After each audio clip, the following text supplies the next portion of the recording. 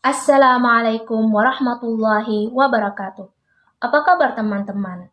Hari ini kita akan membicarakan tentang sesuatu yang sangat penting. Tapi sebelumnya, saya ingin menanyakan sesuatu yang selalu membuatku bingung. Dan saya ingin pendapat kalian tentangnya. Kalian bisa menjawabnya di kolom komentar di bawah. Bayangkan jika kalian berpergian naik pesawat yang mempunyai lebih dari satu kapten. Satu di antara mereka ingin pergi ke kanan, dan yang lain ingin pergi ke kiri, dan yang ketiga ingin lurus. Bagaimanakah kondisi para penumpang? Apakah mereka akan merasa aman selama perjalanan? Apakah mereka akan tenang? Contoh yang serupa, jika sebuah keluarga mempunyai lebih dari satu ayah yang bertanggung jawab atas mereka, dan masing-masing ayah mempunyai cara mendidik yang berbeda.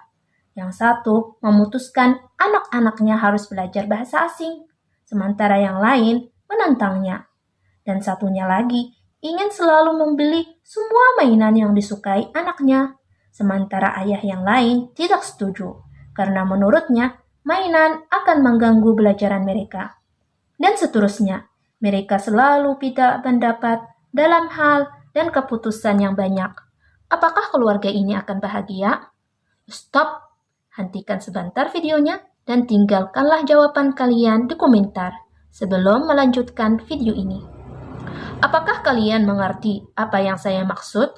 Sekarang, mari melanjutkan video ini agar mengetahui bagaimana surat Al-Ikhlas menjawab pertanyaan-pertanyaan ini. Jika alam semesta ini mempunyai lebih dari satu Tuhan, dan setiap Tuhan bertindak, menguasai, dan mengontrol dunia dengan cara yang berbeda, banyak krisis kemanusiaan dan masalah akan terjadi. Maka yang saya maksud adalah hanya ada satu Tuhan, yaitu Allah. Tuhan satu-satunya, dan tidak ada Tuhan selain Allah. Dan itulah pengertian yang disampaikan oleh surat Al-Ikhlas, salah satu surat yang pendek dalam Al-Quran. Surat ini terdiri atas 4 ayat dan nomornya 112 dalam Al-Quran, yang juga berada di urutan itu. Surat Al-Ikhlas termasuk surat Makkiyah karena diturunkan di kota Mekkah.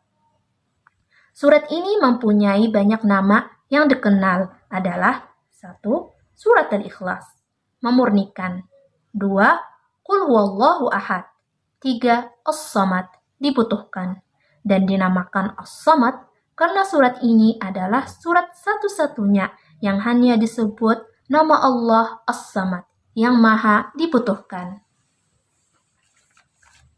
Dan dinamai juga At-Tauhid, keesaan, dan nama-nama yang lainnya.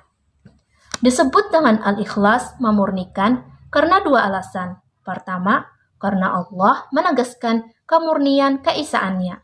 Kedua, karena membebaskan pembacanya dari kesyirikan jika membacanya dengan iman dan yakin apa yang terkandung dalamnya. Sebab turunnya surat ini adalah orang-orang musyrik dan Yahud berkata kepada Nabi SAW, "Hai Muhammad, gambarkanlah kepada kami tentang Tuhanmu." Maka Allah menurunkan surat ini. A'udzu billahi minasy syaithanir rajim. Bismillahirrahmanirrahim. Qul huwallahu ahad. Artinya, dialah Allah yang Maha Esa, tidak ada yang dibandingkan maupun yang menyamainya. Allahus Samad. Artinya, semua manusia dan makhluk bergantung kepada Allah, tempat segala permintaan dan permohonan.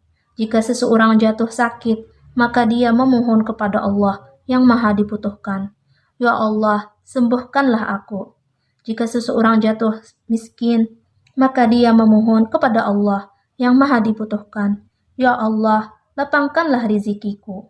Jika seorang siswa memohon kepada Allah yang maha dibutuhkan, ya Allah, buatlah aku berhasil. Jika siapapun punya masalah dan memohon dari Allah yang maha kuasa menyelesaikannya, maka akan dimudahkan kehidupannya. Bukan hanya manusia yang membutuhkan Allah, namun semua makhluk, termasuk binatang, dari burung, serangga, dan lain-lainnya, membutuhkan Allah. Lam yalid wa lam yulad. Artinya, Allah subhanahu wa ta'ala tidak dilahirkan ataupun punya anak. Wa lam yakul lahu kufuwan ahad. Artinya, Allah subhanahu wa ta'ala tidak punya teman, keluarga, tetangga, ataupun seorang pun bersamanya. Tidak ada yang membantunya. Allah hanyalah diri sendiri. Semua orang bergantung kepada Allah, namun Allah tidak memerlukan seorang pun. Dialah yang maha mulia. Dan seluruh isi kandungan Al-Quran berbicara tentang keesaan Allah, keagungan, kekuasaan, kasih sayang, dan pengampunan Allah. Al-Quran memberitakan kita bahwa tiada Tuhan selain Allah, tidak ada yang setara dengannya. Beginilah kita selesai dengan surah ini. Terima kasih banyak untuk menonton. Wassalamualaikum warahmatullahi wabarakatuh.